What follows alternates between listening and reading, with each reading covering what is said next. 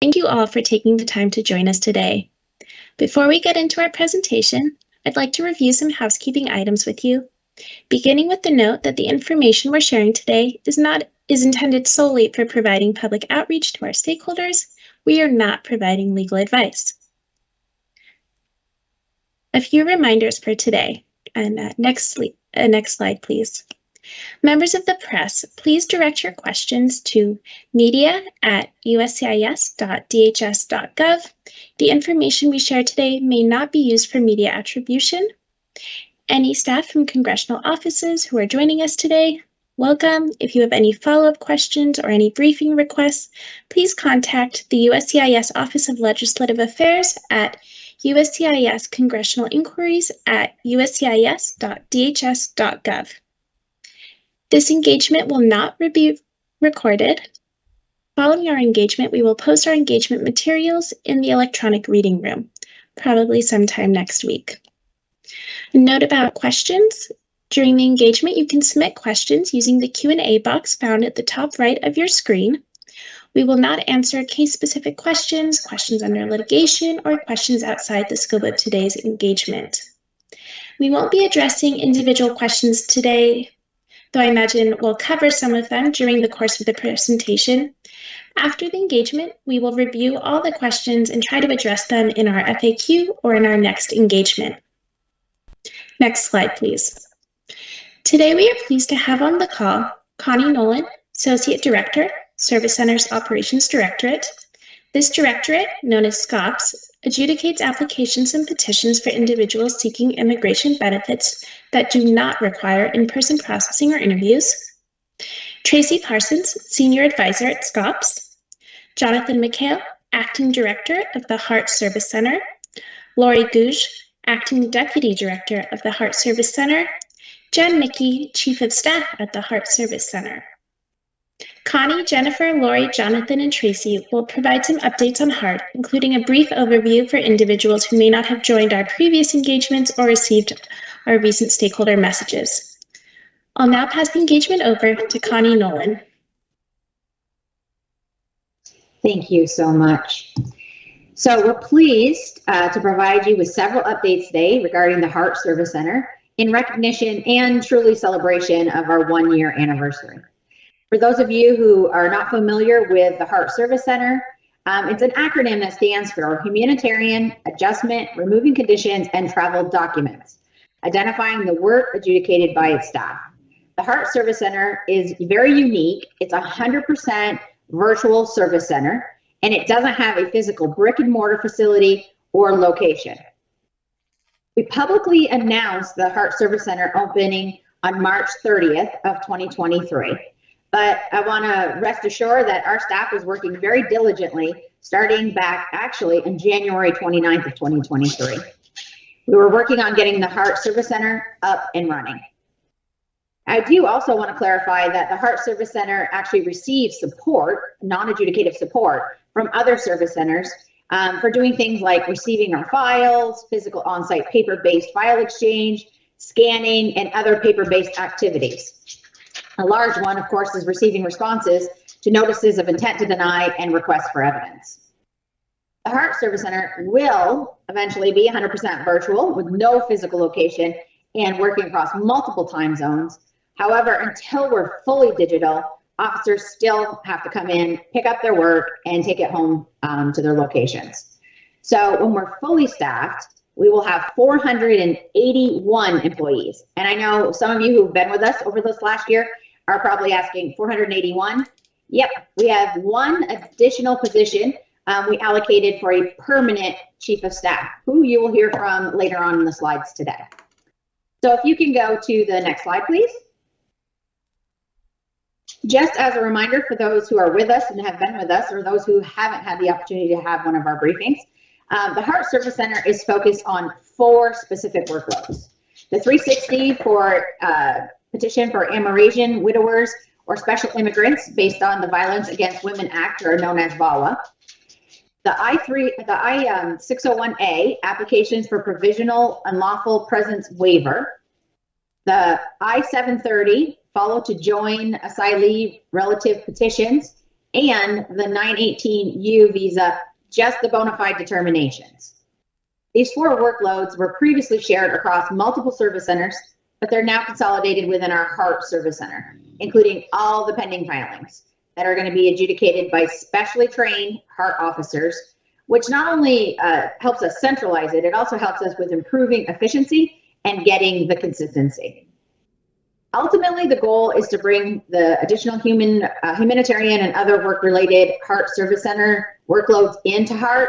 But for right now, we're just focusing on building up that foundation of our employees, getting our functions situated, addressing our backlogs in these first 4 form types that we've identified. And when the HART Service Center is fully staffed and we have everything established, then we'll reevaluate any capacity and identify any additional workloads that can be brought in. Just want to say, again, I'm extremely proud of all that we've accomplished over the last year of standing up and building up the HART Service Center, and extremely excited to share some of these successes, as you'll see, as part of our 1-year anniversary, and really to get ourselves up and started. You're going to see how much we've progressed in 1 year. So I'm very proud of all the individuals who are going to be presenting today, but I am also very proud of all the employees who stood up, who joined this service center, who had belief that we could do something and make a difference. And you're really going to see that celebration today. So thank you so much. And I'm going to turn you over to Tracy Parsons. Thank you, Connie, and welcome everybody. I'm really pleased to be here today and speak of some of our first year accomplishments with HART. As Connie said, HART became operational at the end of 2023, and it became operational with approximately 150 SCOPS employees who were reassigned to the HART Service Center on the onset of its operations and having come from some of the other existing service centers. Hiring and onboarding new employees was and continues to be a priority. Not only did the HART Service Center meet its fiscal year 2023 goal of being 60 to 85% staffed, but we are excited to report that it is on target to reach its goal of being 95 to 98% staffed by the end of fiscal year 2024. In fact, HART will likely achieve this goal before our deadline, reflecting the agency's commitment to ensuring these workloads that impact some of the most vulnerable populations seeking relief receive the resources they need. In its first year, the HART Service Center fully onboarded 379 of the 481 employees, with an additional 34 employees selected and waiting for their start date. This brings our staffing level to 86%. The remaining 14% are in various stages of the hiring process. Again, we are poised to reach our 95 to 98% staffing level before the end of fiscal year 2024. Next slide, please. First year accomplishments, I'd like to talk about training. Given the nature of HART's workload, training is another priority for the HART Service Center. And just as it was with our hiring, what we've accomplished here is truly remarkable.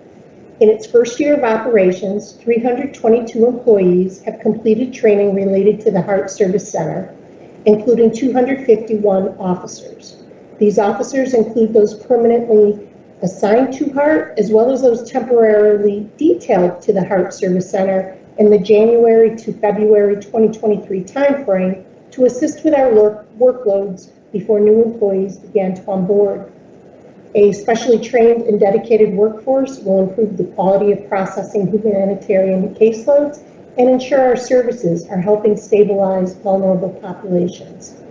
In addition to form type training, some workloads require specialized training. This specialized training includes victimization awareness, understanding dynamics of domestic violence, special confidentiality protections, vicarious trauma, and statutory and regulatory eligibility requirements. While officers may be successfully trained to adjudicate, it is important to keep in mind that it may take several months to fully proficient. As we have shared in previous engagements, many of the initial HART Service Center employees were reassigned to HART from other service centers due to their knowledge and expertise with the form types adjudicated by HART. Not only are they adjudicating, but these officers play a critical role by helping to coach, train, and mentor the large number of employees who are either new to USCIS or to HART Service Center form types. Please continue to the next slide. Thank you. I'd also like to speak a little bit about additional training that all officers must go through. In addition to form type training, officers new to USCIS must attend and pass our Immigration Services Officer Basic Training with the USCIS Academy Training Center within their first year of employment. Basic training is a 27-day course designed to help new officers understand their roles and responsibilities, adjudicating benefit applications and petitions. The basic curriculum covers public service, immigration law, customer service, fraud and national security, and other important topics. As you can see on this slide, we have 65 HART officers who have either completed basic training or are currently attending, and we have an additional 53 officers who are scheduled to attend basic within the next several weeks. And with that, well, it says months, but I will tell you most of them will be in weeks. And with that, I would like to turn it over to our acting HART director, Jonathan McHale, who will continue with a variety of accomplishments as achieved by HART. Thank you. Thank you, Tracy. Processing times. The current processing time is the amount of time it took us to complete 80% of the adjudicated cases over the last 6 months. Processing time is defined as the number of days or months that elapse between the date USCIS receives an application, petition, or request and the date USCIS completes the application, petition, or request, that is, approves or denies it, in a given 6-month period. When you look at this slide, you might think, are these processing times really an accomplishment? When we introduced the HART Service Center last year, we did caution stakeholders that we didn't anticipate an improvement in our processing times in the first year because our resources were focused on hiring and training while also working the pending cases. We also shared the possibility that our processing times would slip before they got better because the resources used to onboard and train employees are the same resources who adjudicate and support adjudicative functions. These actions, while impacting processing times, were necessary in the first year of HART's operations to build a strong foundation for the future. While this foundation building was our main focus, we did make modest improvements in our Form I-730 to join asylee workload, and it's important to note that our processing times are really just one part of what goes into measuring our adjudicative progress. We think the next slides will really do a better job of demonstrating our accomplishments to date. Next slide, please. Completions. While staffing and training have been priorities for HART in its first year, we are already seeing some promising preliminary results in terms of adjudication completions. You will note that we are on track to exceed or have already exceeded our adjudicative completions for fiscal year 2023. We will discuss these results in greater detail in the next several slides. We anticipate continued success in this regard as we continue to onboard and train additional staff for the foreseeable future. We will get into a little more detail about our completions with the next few slides. And with that, I will turn it over to my colleague, Lori Gooch. Lori?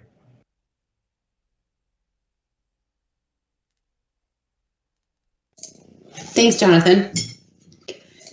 So this is something new that we'd like to share. It's our monthly trends graphic, and it's a great visual that provides additional context to the work being done at the HART Service Center.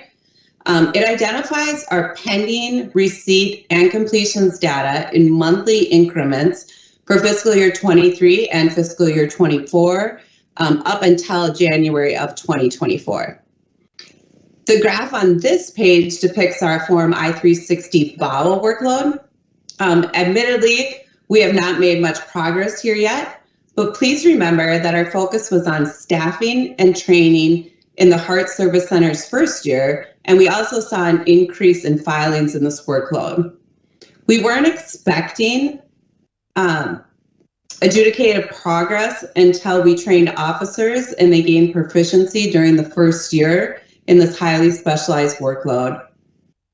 This is one of those workloads that requires the previously mentioned additional training on the dynamics of domestic violence, special confidentiality protections, vicarious trauma, and statutory and regulatory eligibility requirements. However, there is good news on this front. Many of our more recent employees to onboard and train have been assigned to the Form I-360 VAWA. In fact, we trained 8 officers on this form type just in February. And between now and June, we expect to onboard an additional 18 or so officers who will be assigned to and trained on the Form I-360 VAWA workload. So we should begin to see progress with the Form I-360 VAWA workload as fiscal year 2024 continues. Next slide, please. As a significant portion of our initial new employees to onboard were trained in the I-601A workload, this is where we are really beginning to see the results of our efforts. Another factor in our success is that due to our scanning efforts, the Form I-601A workload is mostly electronic. This has allowed us to train Form I-730 HART officers on the Form I-601A workload, and now those officers can adjudicate Form I-601A when Form I-730 adjudicative work is minimal. We'll speak more to that on the next slide. But this shows our ability to steadily increase the number of completions, and this has allowed us to start chipping away at the backlog.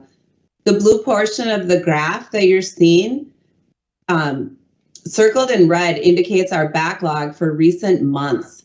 As you can see, we have decreased our backlog a little bit each month since September 2023. And as our officers become more experienced and proficient, we will continue to build upon this progress and anticipate seeing those results through fiscal year 2024. And now I'd like to pass it over to my colleague, Jen Mickey.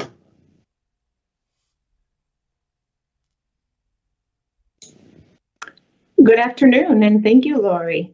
And I'm going to talk a little bit about the 730s. So as you'll see, we're not providing a visual here, and that's because the 730 workload is somewhat complex from an operational perspective. And it's complex because multiple USCIS directorates adjudicate this form. So while the Texas Service Center intakes all 730 applications for USCIS, HART actually only adjudicates the follow to join asylee workload, which is also known as the FTJ asylee. Next slide, please. In addition to adjudicating the Form 730 FTJ asylee workload, HART expends a significant number of hours completing upfront work for the other 730 workloads before we transfer them to another directorate for adjudication. That's also a bit difficult to explain in a visual. So as HART enters data for the 730 FTJ refugee workload, we immediately ship those to the Refugee, Asylum, and International Operations Directorate, also known as RAO, and we pre-process domestic FTJ asylee cases before shipping them to the Field Operations Directorate, which is also known as FOD. So as you can see, it's a bit complex. But we do want to highlight improvements that HART has made in the Form 730 FTJ asylee completions. Thanks to a HART initiative last summer, where we properly identified pending cases that were within HART's purview to adjudicate, we were able to greatly reduce our backlog of 730 FTJ asylee cases that were pending over 90 days. Next slide, please. At the end of that initiative, there were only about 500 adjudication-ready cases for our 730 officers, and that gave us an opportunity to cross-train some of them in I-601As. This flexibility is the result of working from an electronic environment and allows us to better shift and address both of those workloads. Next slide, please. So moving on to 918, just as you saw with the Form 601A, the Form 918 bona fide determination is another workload where HART is gaining some traction. We employ the efficiencies, like we talked about, that allow us to review more petitions. We expect this promising trend will continue into the fiscal year 2024. We do want to note, however, that because bona fide determination is not a final adjudicative action, it doesn't affect or reduce our pending cases, and so you will not see a dip there. Only a Form 918 approval can affect our pending case numbers, and so we're limited by statute to 10,000 Form 918 principal approvals each fiscal year. Next slide, please. Improvements in the bona fide determination completions help stabilize pending petitioners by providing them with employment authorization and deferred action while they await final adjudication. All right, so now we're going to switch gears to speak to a few other accomplishments that are related to our outreach efforts with HART. Being transparent both internally with employees as well as externally with stakeholders, like all of you, is critical to our success. Our communications have been robust, and we look forward to more as we move into this new fiscal year. We've supported over 24 internal and external engagements over the past year that were related to the stand-up of our HART Service Center. These include quarterly national engagements and have allowed us to reach almost 1,500 individuals. Excuse me, Jen. Let me just check. We're on slide 15 for the PowerPoint. You're great. We are, yes. All right, so it is important to note that the engagements that I talked about don't include the TU and VAWA engagements that the HART Service Center also supports. So we've been busy in that area. We'll continue to support HART Service Center national engagements and other opportunities. We're looking forward to participating in a joint webinar coming up on April 30th with the Citizenship and Immigration Services Ombudsman. And that will be to celebrate the HART Service Center's 1-year anniversary. So we're very much looking forward to that. We're also building our HART Service Center internal identity and culture to ensure a quality workplace. Town halls and newsletters regularly reinforce our agency focus on promoting adjudication efficiency and delivering on our humanitarian mission. In addition, the HART Service Center employees recently created and voted on their own Service Center logo, which they proudly display in their team meetings and on various engagements. In fact, the background that you see that we're using today is the winning logo. Next slide, please.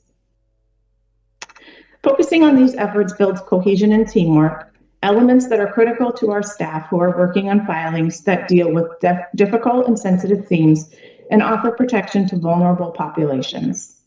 Building a supportive work environment helps us strengthen our workforce and promotes a sense of well-being that allows our officers to remain committed to this very important work. So that's all that I have, and I will send it back to you, Natasha. Thanks. Thank you, Jen, and thank you to all our speakers for a wonderful and informative presentation. I'd like to go over a few resources that are available to our stakeholders. To find historical processing time data by form type and fiscal year on our website, you can go to egov.uscis.gov/processing-times-historic-pt. I will drop that link into the Q&A shortly. For more information about Service Center operations, you can also go to our website.